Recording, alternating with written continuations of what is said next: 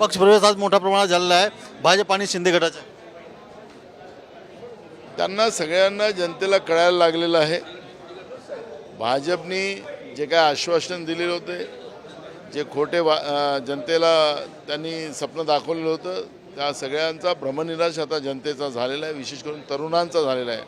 आपण या प्रवेशामध्ये महिला आणि तरुण मोठ्या प्रमाणात काँग्रेसमध्ये प्रवेश करताना आपण पाहतो आहे.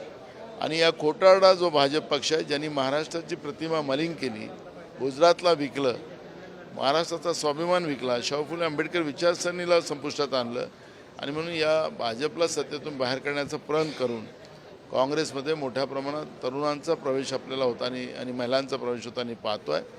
आणि हे स्वाभाविक आहे की आज महाराष्ट्रातलं चित्र एकदम क्लिअर आहे. महाविकास आघाडीचं सरकार महाराष्ट्राच्या जनतेच्या आशीर्वादात येणार, याच्यामध्ये कुठलंही दुमत नाही. तुमचा दौरा पण सुरू होणार आहे, संपूर्ण महाराष्ट्रामध्ये दौरा करणार आहे आणि जे कार्यकर्ता त्यांची भेटी घेणार आहे. काय महाराष्ट्रातले प्रत्येक जिल्ह्यातलं संघटनात्मक रचनेच्या बाबतची चर्चा होणार. त्याचप्रमाणे मोठ्या प्रमाणात प्रवेश प्रत्येक जिल्ह्यात होणार आहेत.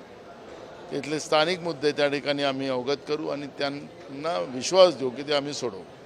जसं प्रकारचे बंगालमध्ये हिंदूंवर मोठ्या प्रमाणात अत्याचार होतात, त्यांच्या घर जाळले जात आहेत, त्याच्या संदर्भात काय सांगा?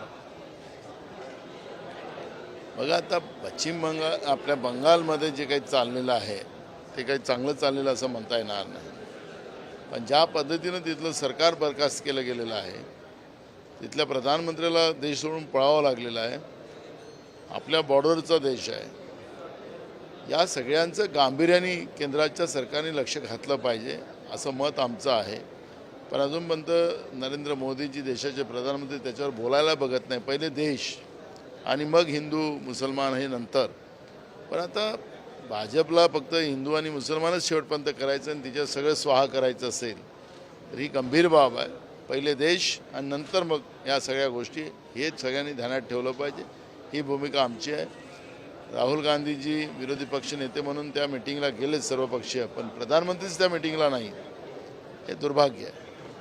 बघितलं तर हे होते नाना पटोले आणि त्यांच्या म्हणण्याप्रमाणे की जे पहिले देश आणि त्याच्यानंतर जे आहे पक्ष आहे आणि लोकांच्या पहिले देश बघितला पाहिजे.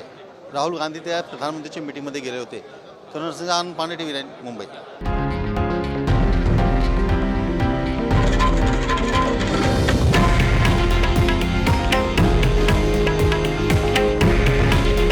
हे आहे देशातील नंबर 1 न्यूज नेटवर्क आणि आपण पाहत आहात TV9 मराठी.